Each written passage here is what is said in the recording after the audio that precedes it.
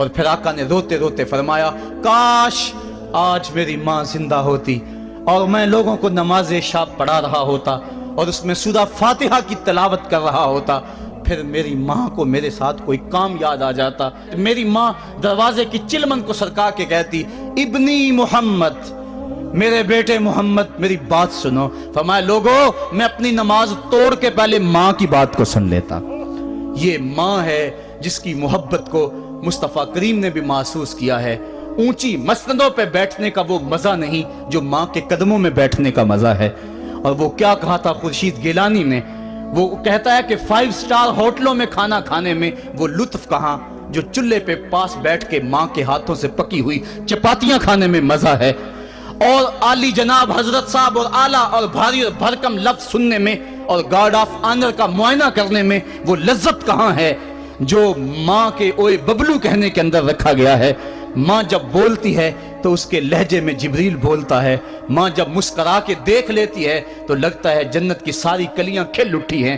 ایک شخص نے سین حرم میں اپنی ماں کو اپنے کندھوں پہ سوار کرا کے طواف کروایا اور پھر حضور کی خدمت کے پاس میں حاضر ہوا، عرض کی حضور میں نے کہ اپنی ماں کا حق ادا کر دیا ہے، کہا تو اس کی ایک مسکراہٹ کا بدل نہیں دے سکا۔ ماں جب مسکراتی ہے تو اس کے لہجے میں اتنی مٹھاس ہوتی ہے، میں کہتا ہوں ساری دنیا کے شہد نچوڑ دیے جائیں اتنی محبت پیدا نہیں ہوتی جتنی محبت ماں کے لہجے میں ہے۔ جب وہ بیٹے کو اوئے ببلو اوئے مٹھو کہہ کے پکارتی ہے، اوئے بیٹا کہہ کے پکارتی ہے، آواز دیتی ہے، تو ماں کے لہجے کے اندر وہ رس گل رہا ہوتا ہے کہ حوریں بھی آفرین آفرین کر رہی ہوتی ہیں۔ ماں کے بے ادب ہاتھ جوڑ کے ماں سے معافی مانگ لیں، باپ کے گستاخ ہاتھ جوڑ کے باپ سے معافی مانگ لے، یہ سرمایہ زندگی میں نہیں ملے گا۔ عموماً قدر نعمت زوال نعمت کے بعد ہوتی ہے۔ آؤ ماں باپ کی قدر کو پہچانیں اور اللہ کی رحمتوں کو لوٹیں۔ علامہ اقبال کی جب والدہ فوت ہوئی تو وہ پھوٹ پھوٹ کے روئے، جوان ہونے کے باوجود ان کی آنکھوں سے آنسو نہیں تھمتے تھے، اور پھر روتے روتے کہتے تھے وطن میں ہوگا اب کس کو میرا انتظار، کون میرا خط نہ آنے سے رہے گا بے قرار، آرزو لے کے تیری خاک کے تربت پہ آؤں گا، اب دعائے نیم شب میں کس کو میں یاد آؤں گا، کون پچھلے پہر اٹھ کے دعا کرے گا، ماں ہی دعا کرتی ہے۔ ماں کے جب ہاتھ اٹھ جاتے ہیں تو اجابت کے سارے دروازے کھل جاتے ہیں۔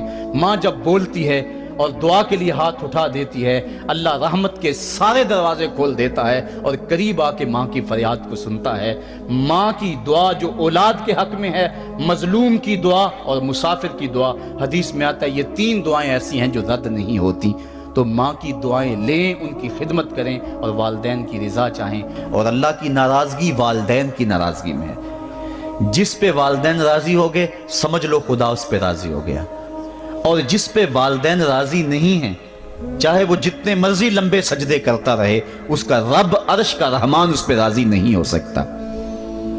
اللہ کے حبیب صلی اللہ علیہ وسلم نے ارشاد فرمایا الا انبئکم باکبر الکبائر، لوگو تمہیں بڑے بڑے گناہوں کی خبر نہ دے دوں؟ صحابہ نے عرض کی کیوں نہیں یا رسول اللہ، آپ ارشاد کریں۔ فرمایا الاشراک باللہ وعقوق الوالدین وجلس وکان متکئا، قال الا وقول الزور والشہادۃ الزور۔ حضور فرمایا ایک اللہ کے ساتھ کسی کو شریک ٹھہرانا، اور دوسرا کسی انسان کو قتل کرنا، تیسرا والدین کی نافرمانی کرنا۔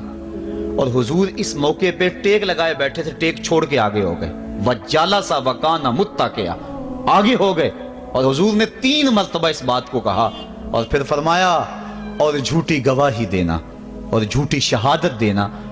تو یہ وہ ہیں جو بڑے بڑے گناہ ہیں۔ میں نے ایک روایت میں پڑھا ہے، حضور نے ارشاد فرمایا جنت کی خوشبو 1000 سال کی مسافت سے آنا شروع ہو جائے گی۔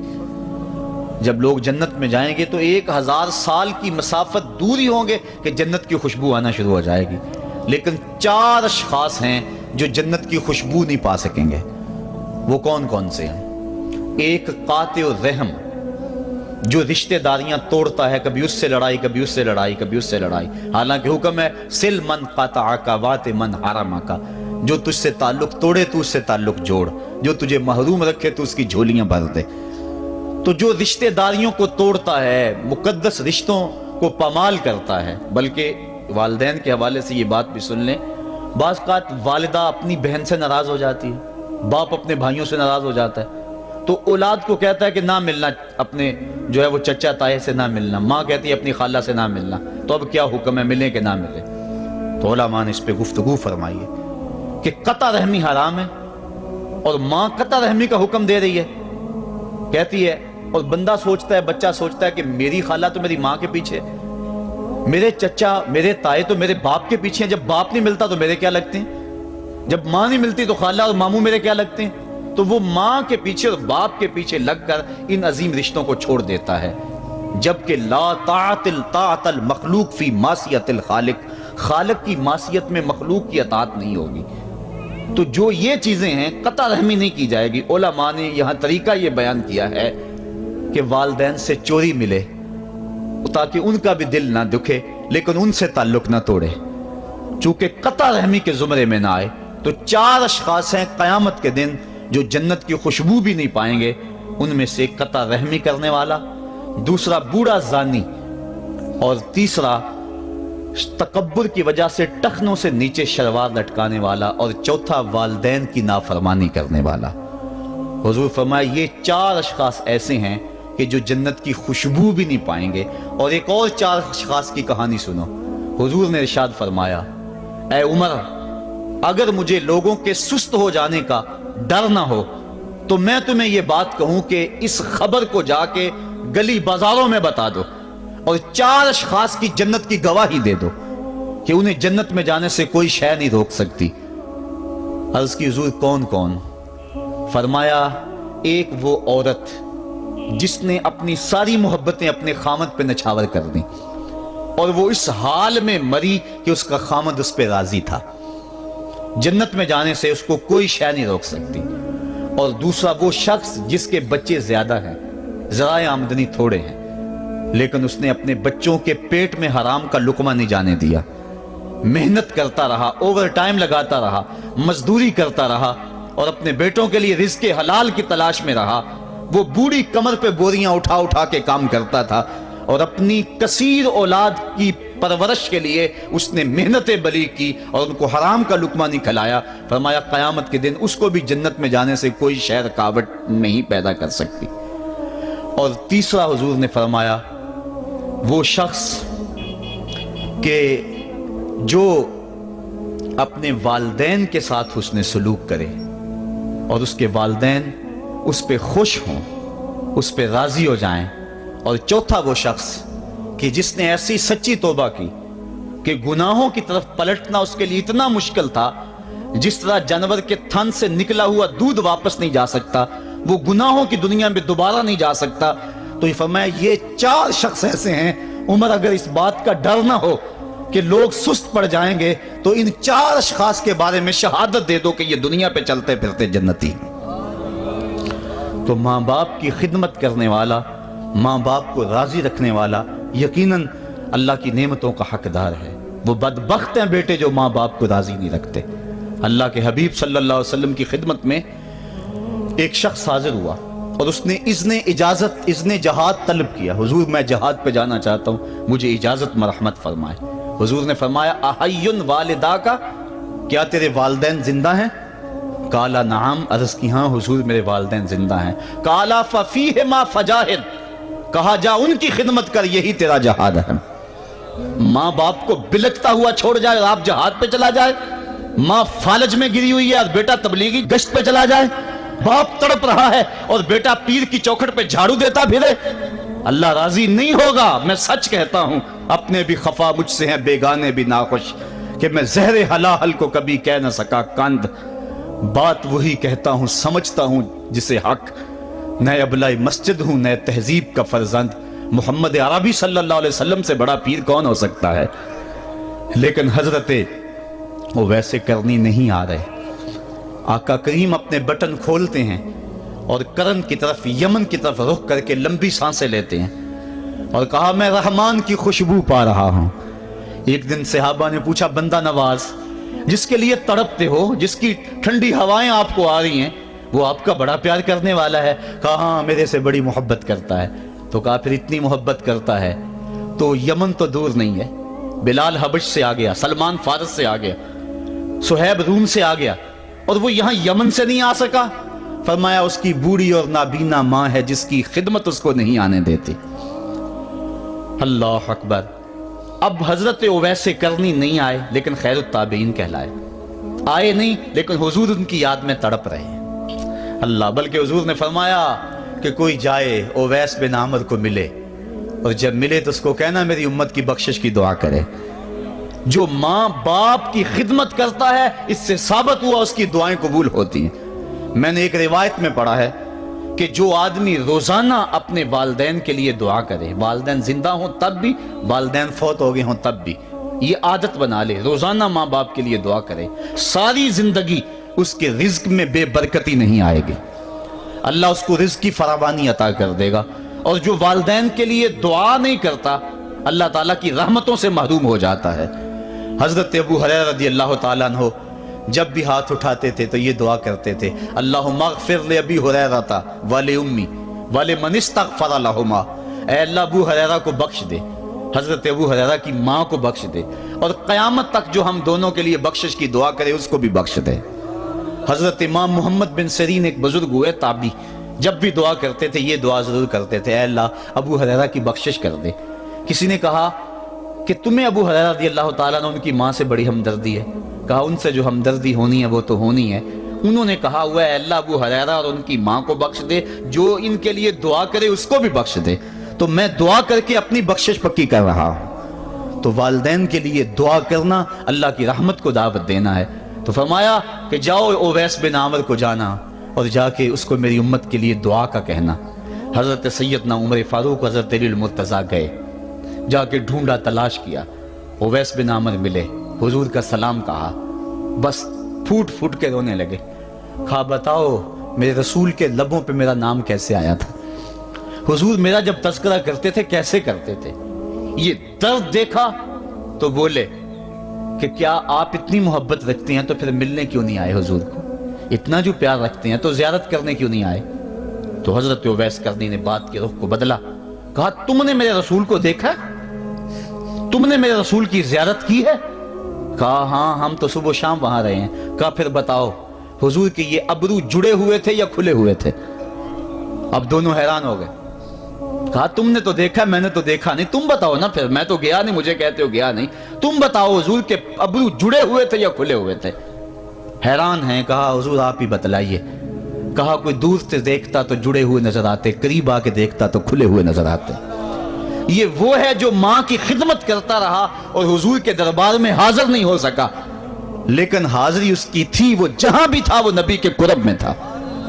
تو اس لیے ماں باپ کی خدمت اتنا بڑا وظیفہ ہے۔ حضرت بایزید بستامی کہتے ہیں میں نے حق معاف کروا لی اپنی ماں سے، کہ ماں تیرے حق ادا کروں یا اللہ کے حق ادا کروں، تو مجھے اپنے حق معاف کر دے، میں اللہ سے اپنے حق معاف کروا لیتا ہوں، اپنی اللہ کو راضی کر لیتا ہوں۔ جنگلوں میں گھومتے رہے، 12 سال بیت گئے، ایک دن دوبارہ آئے، بستام کی سمت سے گزرے، خیال آیا چلو ماں کو سلام کر جاؤں۔ تہجد کا وقت تھا، رات کا وقت تھا، دروازے پہ کھڑے رہ گئے کہ میری ماں سوئی ہوگی، میں نے کبھی کوئی خدمت نہیں کی ماں کی، تو اب اٹھا کے تکلیف کیوں دوں۔ ساری رات کھڑے رہے، جب تہجد کا وقت گزرا تو نالی سے پانی آیا، سمجھ گئے کہ میری ماں تہجد کے لیے اٹھی ہے، دروازے کے قریب ہو گئے تو ماں نے ہاتھ اٹھا لیے، کہا اللہ میرا بیٹا بایزید تیری طلب میں نکلا ہوا ہے، میں نے اسے اپنے حق معاف کر دیے، تو اس کو اپنا وصال عطا کر دے۔ حضرت بایزید دروازہ کھٹکھٹانے لگے اور ماں کے قدموں میں لپٹ گئے اور رو کے کہنے لگے جس رب کو میں جنگلوں میں تلاش کرتا ہوں وہ تو رب میری ماں کے پاس ہے۔ تو ماں کی دعاؤں میں اللہ کی رضا ہے، ماں راضی ہو جائے تو سمجھ لو خدا راضی ہے۔ اللہ تعالیٰ جل شانہ نے ارشاد فرمایا وَقَضَىٰ رَبُّكَ أَلَّا تَعْبُدُوا إِلَّا إِيَّاهُ، تیرے رب نے یہ طے کر دیا ہے کہ اس کے علاوہ کسی کی پوجا نہیں کرو گے، وَبِالْوَالِدَيْنِ إِحْسَانًا، اور والدین کے ساتھ اس نے سلوک سے پیش آؤ گے، إِمَّا يَبْلُغَنَّ عِندَكَ الْكِبَرَ أَحَدُهُمَا أَوْ كِلَاهُمَا فَلَا تَقُل لَّهُمَا أُفٍّ وَلَا تَنْهَرْهُمَا، اگر تیرے پاس دو یا دونوں میں سے ایک بڑھاپے کو پہنچ جائیں تو پھر ان کے سامنے تو نے اف بھی نہیں کہنی اور نہ ان کو جھڑکنا ہے اور ان سے نرم لہجے میں بات کرنی ہے۔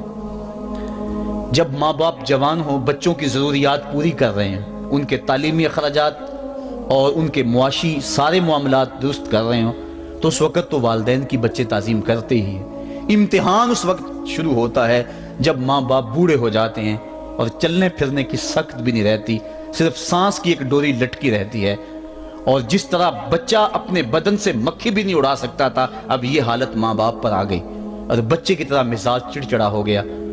زمانے کے حالات بدل گئے، لیکن باپ کی وہ پرانی روش ہے، وہ اسی انداز میں اسی ڈگر میں بات کرتا ہے۔ یہ آزمائش کے دن ہیں، یہ امتحان کے دن ہے، اب دیکھنا ہے والدین کی اس وقت تعظیم کون کرتا ہے۔ فرمایا اما یبلغن عندک الکبر، اگر تیرے پاس وہ بڑھاپے کو پہنچ جائیں، دونوں پہنچ جائیں، یا تیری خوش قسمتی کہ دونوں میں سے ایک پہنچ جائیں یا دونوں پہنچ جائیں، تو پھر ان کی تو نے تعظیم کرنی ہے۔ کیا کیسے تعظیم کرنی ہے؟ فلا تقل لہما اف، تو نے ان کو اف بھی نہیں کہنا۔ حضرت امام فخر الدین رازی کے حوالے سے میں آج ہی صبح یا گزشتہ شب اف کی تشریحات دیکھ رہا تھا، انہوں نے 12-13 اقوال بیان کیے ہیں، لیکن 2 قول فرماتے ہیں۔ اف یہ ہے کہ انسان کے بدن کے اوپر جو شفاف رہتا ہو، صاف رہتا ہو، مٹی پڑ جائے، ریت کا ذرہ پڑ جائے تو اس کو پھونک مار کے اس کو ہٹاتا ہے، تو وہ پھونک سے جو آواز پیدا ہوتی ہے اس کو عربی میں اف کہتے ہیں۔ تو پھر اف ہر اس چیز کے لیے منقول ہو گیا جو ناپسندیدہ ہے۔ ایک تو قول یہ ہے کہ والدین کے سامنے اس احتیاط سے رہو۔ دوسری بات آپ فرماتے ہیں اف کا مفہوم یہ ہے کہ جب ماں باپ بوڑھے ہو جائیں تو بولو براز چارپائی پہ نکل جاتا ہے اور انسان ان کو اٹھا کے ان کی خدمت کرتا ہے، صفائی کرتا ہے، کپڑے بدلتا ہے۔ انسان کی طبیعت میں جو فطری نفاست ہے اس کے تحت اس کو ماں باپ سے جو مکروہ اور ناپسندیدہ بو آتی ہے اس سے وہ بچنا چاہتا ہے۔ وہ نفرت ماں باپ سے نہیں ہوتی، وہ نفرت اس بدبو سے ہوتی ہے جو ماں باپ کے بدن سے یا چارپائی سے یا کپڑوں سے اٹھ رہی ہے۔ تو بندہ اپنے جو ہے وہ ناک پہ کپڑا رکھ لیتا ہے اس بدبو سے بچنے کے لیے۔ تو اف کے مفہوم کو بیان کرتے ہوئے حضرت امام رازی کہتے ہیں کہ انسان کو اس بات سے بھی روکا گیا ہے کہ تو اپنے ناک پہ کپڑا رکھ کے اگر ان کو صفائی کر رہا ہوگا تو ماں باپ کے نازک دل پہ کہیں یہ بوجھ نہ آ جائے کہ میرا بیٹا مجھ سے نفرت کر رہا ہے۔ اس لیے والدین کی تعظیم کا عالم یہ ہے کہ تو کھلے ناک سے ان کی خدمت کرے اور وہ بدبو سہتا رہے اور اپنے ناک کے اوپر کپڑا بھی نہ رکھے کہ تیرے ماں اور تیرے باپ کے دل کے اندر اتنا خلال اور ملال بھی پیدا نہ ہو۔ یہ ہے اف کا زمرہ۔ حضرت امام حسن رضی اللہ تعالیٰ عنہ نے ساری زندگی اپنی والدہ حضرت فاطمہ الزہرا کے ساتھ بیٹھ کے کھانا نہیں کھایا تھا۔ ایک دن حضرت سیدہ فاطمہ نے فرمایا کہ بیٹا میرا جی چاہتا ہے کہ میرے ساتھ تم بیٹھ کے کھانا کھاؤ، لیکن تم نے کبھی بھی میرے ساتھ بیٹھ کے کھانا نہیں کھایا، کیا وجہ ہے اس کی؟ تو حضرت امام حسن فرمانے لگے، عرض کرنے لگے امی میں اس ڈر سے آپ کے پاس بیٹھ کے کھانا نہیں کھاتا کہ کہیں کسی لقمے کی طرف آپ کی نظر بڑھ جائے اور میں عدم آگہی کی وجہ سے اپنے ہاتھ کو اس لقمے کے پہ ڈال لوں اور نہ جان سکوں کہ اس لقمے کو اٹھانے کا ارادہ میری ماں کے دل میں پیدا ہو چکا ہے اور میں اللہ کی رحمتوں سے محروم ہو جاؤں، اس ڈر سے میں آپ کے ساتھ بیٹھ کے کھانا نہیں کھایا کرتا۔ یعنی ماں باپ کی تعظیم کا عالم یہ ہے، اف تک نہ کہو۔ حضرت سعید بن المسیب رضی اللہ تعالی عنہ جلیل القدر تابعی ہیں، وہ فرماتے ہیں کہ والدین کے سامنے بیٹے کی حالت کیا ہونی چاہیے۔ وہ فرماتے ہیں جس طرح بھاگا ہوا غلام پکڑا جائے اور اس کو پکڑ کے جو ہے وہ آقا کے سامنے پیش کر دیا جائے، تو اس بھاگے ہوئے غلام کو پکڑ کے جب آقا کے سامنے پیش کر دیا جائے تو جو حالت اس غلام کی ہوتی ہے بیٹے کی حالت یہ ماں باپ کے سامنے ہونی چاہیے۔ اب ان بیٹوں کو سوچنا چاہیے جو اپنے ماں باپ کو دقیانوسی کا تانا دیتے ہیں اور سمجھتے ہیں یہ اولڈ فیشن ہے، انہیں کیا پتا زمانہ کہاں چلا گیا ہے، اور ان کے فیصلوں کو مسترد کرتے ہیں۔ علماء نے اس بات کو تفصیل کے ساتھ بیان کیا ہے کہ شریعت کے جو قطعی ضابطے ہیں ان ضابطوں اور ان قوانین کو اور ان معاملات میں تو والدین کی فرما برداری نہیں ہوگی اللہ کی اگر معصیت ہوتی ہو، لیکن جو معاملے شک والے ہیں وہاں ماں باپ کے قول کو ترجیح دی جائے۔ تو فرمایا ان کے سامنے اف بھی نہیں کہنی، وَقُلْ لَهُمَا قَوْلًا كَرِيمًا، اور ان سے نرم لہجے میں بات کرنی ہے۔ وَاخْفِضْ لَهُمَا جَنَاحَ الذُّلِّ مِنَ الرَّحْمَةِ، اور ان سے بات اور ان کے لیے اپنے بازو بچھا لینے ہیں نرم دلی کی وجہ سے، نرمی کی وجہ سے۔ جب جانور زمین کی طرف رخ کرتا ہے، اوپر سے نیچے کی طرف آتا ہے تو اپنے پروں کو سکیڑ لیتا ہے، تو اس کے لیے یہ لفظ بولے جاتے ہیں وَخْفِضْ لَهُمَا جَنَاحَ۔ تو اللہ تعالیٰ فرمایا جس طرح وہ جانور عزت سے اپنے بازو سکیڑ لیتا ہے اور پھیلاتا نہیں ہے، والدین کے سامنے تیری اکڑ، تیرا عہدہ، تیرا منصب، تیری شانیں، تو بڑا اونچا ہے، لوگ تجھے سلوٹ کرتے ہیں، تیرے ہاتھ چومتے ہیں، تجھے سلام کرتے ہیں، اونچی کرسیوں پہ تو بیٹھتا ہے، لیکن وہ سب وہاں چھوڑ دے اور ماں کے قدموں میں عاجز بن کے بیٹھ جا، باپ کے قدموں میں عاجز بن کے بیٹھ جا، وہاں اپنی اس کسی چیز کا لحاظ رکھ، پرندہ اوپر کوڑے تو پر کھولے، لیکن جب نیچے آئے تو پروں کو سمیٹ لے، تیرا عہدہ، تیرا منصب باہر رہے، جب ماں باپ کے پاس آئے اس وقت تو مؤدب غلام کی صورت میں اپنے والدین کے سامنے کھڑا۔ وَقُلْ رَبِّ ارْحَمْهُمَا كَمَا رَبَّيَانِ صَغِيرًا۔ اور اگلا حق یہ بیان فرمایا کہ اللہ کی بارگاہ میں عرض کرے اللہ میری ماں پر بھی اور میرے باپ پر بھی رحم فرما دے، جس طرح میں چھوٹا تھا اور میرے اوپر انہوں نے رحم فرمایا۔ انسان ماں باپ کے حق دے نہیں سکتا، حضور نے ارشاد فرمایا کہ انسان ماں باپ کے حق نہیں ادا کر سکتا الا یہ کہ ان کو غلام پائے اور خرید کر آزاد کر دے، اس کے علاوہ کوئی صورت ایسی نہیں ہے۔ ایک شخص نے حضور کی خدمت میں حاضر ہو کے عرض کیا حضور میں اپنے والدین کی بڑی خدمت کی ہے، اس کو امام حقی نے لکھا ہے، اور جن مراحل سے میں گزرتا رہا ہوں ان مراحل سے میرے ماں باپ گزرے ہیں اور میں نے ان کی خود خدمت کی ہے۔ آج بیٹے بیویوں پہ کام چھوڑ دیتے ہیں کہ بیوی خدمت کرے گی۔ احسان دانش کہتا ہے کہ میں نے اپنی بیوی کو ہاتھ نہیں لگانے دیا، میں نے کہا میرے ماں باپ ہے، یہ خدمت اور کوئی حاصل کیوں کرے، یہ تو میں حاصل کروں گا۔ تو ساری خدمت میں نے خود کی، جس طرح انہوں نے نوالے توڑ توڑ کے میرے منہ میں ڈالے میں نے بھی حضور ایسے کیا، جس طرح میرے لیے میری ماں رات جاگتی رہی میں بھی اپنی ماں کے لیے جاگتا رہا۔ جن جن مراحل سے میرے لیے وہ گزرے تھے اتفاقاً میرے حالات، میرے ماں باپ کے حالات ایسے پیدا ہو گئے کہ میں نے اسی طرح اپنے ماں باپ کی پرورش کی ہے اور میں اپنے ماں باپ کی جو ہے وہ میں نے خدمت کی ہے۔ تو کیا میں نے اپنی ماں کا، اپنے باپ کا حق ادا کر دیا ہے؟ تو حضور نے ارشاد فرمایا تو نے ایسے ہی خدمت کی ہوگی، لیکن جب تیری خدمت تیری ماں کرتی تھی تو ساتھ ساتھ تیری زندگی کی دعائیں مانگتی تھی، اور جب باپ بوڑھا ہو گیا تھا، ماں بوڑھی ہو گئی تھی، آزاد شل ہو گئے تھے، فالج میں مبتلا تھے، تو ان کے لیے زندگی کی دعائیں تو نہیں مانگتا تھا، تو یہ کہتا تھا اللہ انہیں پردہ دے دے۔ تیری ماں نے تو کبھی تیرے لیے پردہ نہیں مانگا تھا، بیٹا لولا ہو، بیٹا لنگڑا ہو، ماں کبھی نہیں کہتی بیٹے کو ڈاکٹر جواب دے دیں، ماں کبھی نہیں کہتی کہ میرے بیٹے کو اللہ پردہ دے دے، ماں یہی کہتی ہے مالک مجھے لے لے، میرے بیٹے کو زندگی دے دے، میں سب کچھ بیچ دیتی ہوں، اپنا زیور بیچ دیتی ہوں، میرے بیٹے کی صحت بچ جائے، میرے بیٹے کی زندگی بچ جائے۔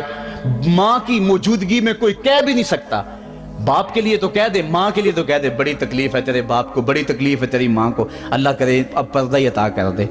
خود نہیں کہتا تو کسی سے یہ سن سکتا ہے بندہ، لیکن ماں سن سکتی ہے کوئی کہے اللہ تیرے بیٹے کو پردہ دے دے؟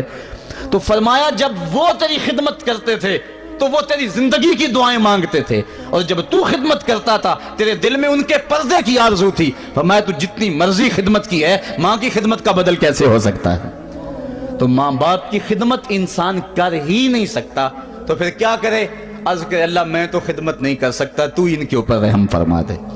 ماں باپ کے لیے دعا کرے، علماء نے یہاں بیان فرمایا ماں کافر ہو تو پھر بھی دعا کرے، باپ کافر ہو تو پھر بھی دعا کرے، مومن ہو تو پھر بھی دعا کرے، گناہگار ہو پھر بھی دعا کرے، نیکوکار ہو پھر بھی دعا کرے، دعا نہ چھوڑے۔ حضرت ابو ہریرہ رضی اللہ تعالیٰ عنہ فرماتے ہیں میری ماں کافرہ تھی اور میں حضور کا غلام، اور ماں ہر وقت اپنی دھن میں اور میں اپنی دھن میں ہوں۔ حضرت ابو ہریرہ کے بھائی کوئی نہیں ہے، باپ فوت ہو گئے ہیں، بہن کوئی نہیں ہے، ابھی شادی بھی نہیں ہوئی، دنیا پہ رشتہ ہی کوئی نہیں سوائے ماں کے، گھر آتے ہیں تو ماں سے بات کرنی ہوتی ہے، جو سن کے آتے ہیں ماں سے وہ دکھ پھولنا ہوتا ہے، بات کرنی ہوتی ہے، حضور کی باتیں سنانی ہوتی ہیں، لیکن ماں ہے اتفاق سے کافرہ ہے، حضور کی بات وہ سننا گوارا نہیں کرتی۔ حضرت ابو ہریرہ کو اور بات آتی کوئی نہیں، وہ تو کرتے ہی حضور کی باتیں۔ ایک دن حضور کی بات چھیڑی، ماں کی زبان سے کوئی جملہ ایسا نکلا جو سخت تھا، گوارا نہ ہوا، چھوڑ دیا گھر کو۔ ماں تیری عظمت کو سلام، لیکن رسول اللہ کے مقابلے میں تیری کوئی شان نہیں ہے۔ گھر سے نکلے، لیکن نکلے تو پاؤں ڈگمگا رہے تھے کہ دنیا پہ ایک ہی رشتہ تھا وہ بھی جاتا رہا۔ چند قدم چلے تو دل میں خیال آیا سارے دکھوں کا جو مداوا کرتا ہے، میں اس آقا کی بارگاہ میں یہ دکھڑا کیوں نہ بیان کر دوں۔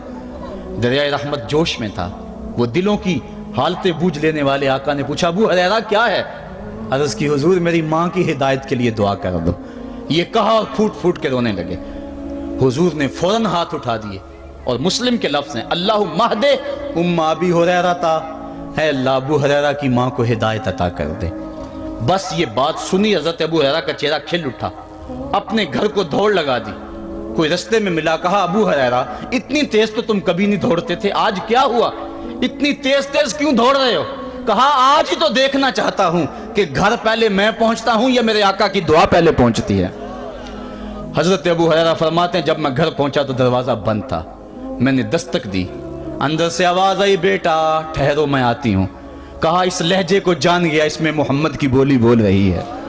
کہا تھوڑی دیر کے بعد میری ماں آئی، تازہ غسل کی وجہ سے اس کے بالوں سے پانی کے قطرے ٹپک رہے تھے اور میری ماں زنجیر کھول رہی تھی، اس کے لبوں پہ شہادت کا کلمہ جاری تھا۔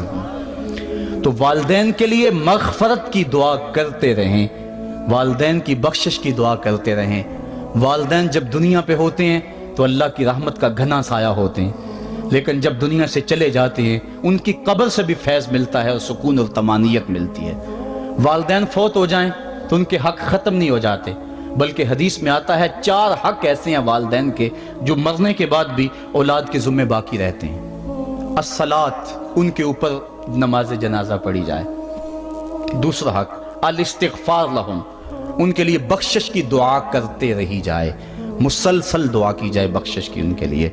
اور ایک روایت میں نے پڑھا ہے اگر کوئی بندہ اس کے والدین حالت ناراضگی میں فوت ہو گئے، والدین ناراض تھے، موقع نہ مل سکا منانے کا اور والدین فوت ہو گئے، تو حدیث میں آتا ہے کہ وہ کثرت کے ساتھ، ایک تو اپنی خالہ کے ساتھ، ماں اگر فوت ہوئی ہے تو باپ ہوئی ہے تو باپ کے بھائیوں کے ساتھ اس نے سلوک کرے، باپ خوش ہوگا۔